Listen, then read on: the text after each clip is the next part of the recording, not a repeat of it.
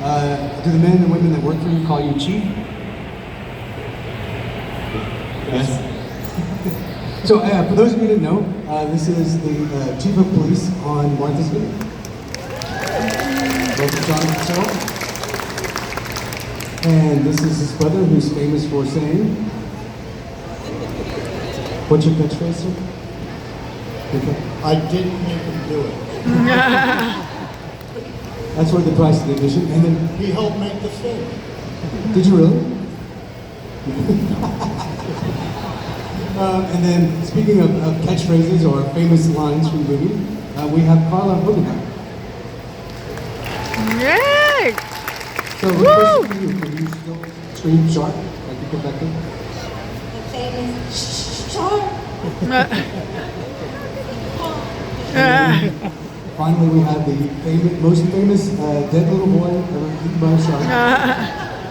From Martha's Vineyard himself, Jeffrey.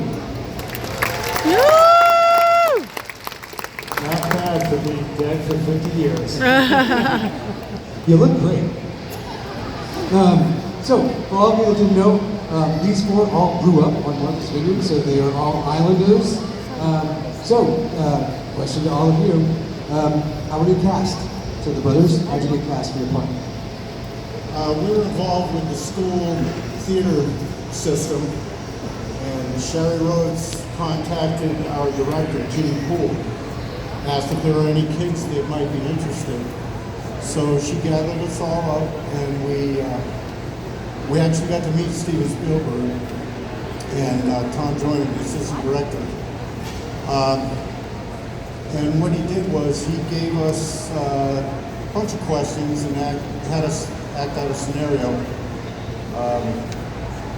We were trying out for the part of the Chief's kids, but as it would happen, that didn't work out. But it's okay, it worked out all right. We were getting paid every day to go up on the beach. They fed us, and luckily, my brother was within earshot when they were talking about two kids with a fin, and he said, "Hey, we'll do it." And there you have it. So he's got a big mouth, and that works. 8 years old. I had to advocate for us.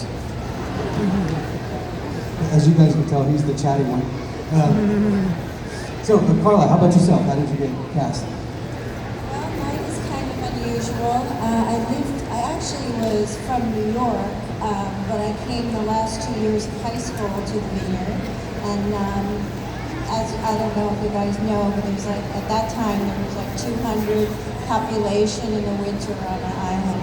So there was nothing going on for a young teenage girl. I was really bored. So I was in town one day and saw a little crowd of people. And I thought, oh, people, wow. So I stopped and I saw they were filming something. And I was watching, and then somebody out of the crowd came to me and said, would you like to be in this scene? And I said, oh my God, no. So I stepped back. And a few minutes later, they came to you, sure, you know what I'm saying? I said, yeah. So I left. So I always think it's my destiny that I had to be in this movie, because about a couple of months later, I met a man and we hit it off, and I came to find out he was the production designer, Joe Alves, of the film. So we actually started a relationship, living together, and in this time, I'd say maybe, I don't know, a month into it, when they were filming, there were sequences because of the shark malfunctioning and so many things happening with the weather on the island. It made it very difficult, that they had to like invent scenes and things to stick in there so it would run smoothly.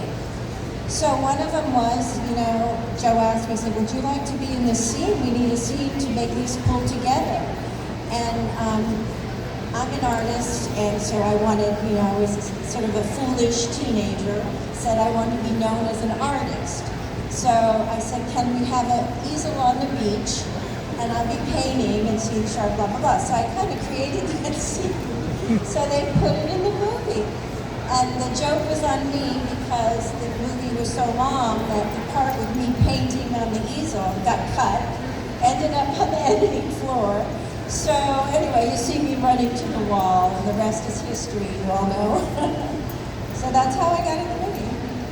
How about you, Jeffrey? Oh, well, I was not born on that island. I was born in New York and lived in Connecticut, and we just moved to the island, and they were making a movie, and word got out they need a lot of extras. Go sign up, they'll give you $40 a day to be in the movie.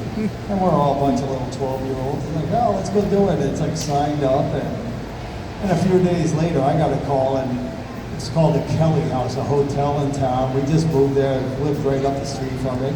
I signed up to be an extra, $40 a day, why not? 12 years old, and a couple days later, I got a call, come back down, and Spielberg and a few people in this little hotel room, and he's like, read these lines, the highlighted ones. I go, okay, and to be an extra, you have to read the lines. It's like, he goes, okay, perfect, fill out all the paperwork. I go, to be an extra, all this paperwork? He goes, no, that's the joint SAG. Screen Actors Guild, you're the speaking part. You're going to get $140 a day, but you have to join the union. So just moved to I didn't know the name of the movie or what I was going to do in it. I didn't know I was going to die, but I was going to make $140 a day, and then found out that all to die. So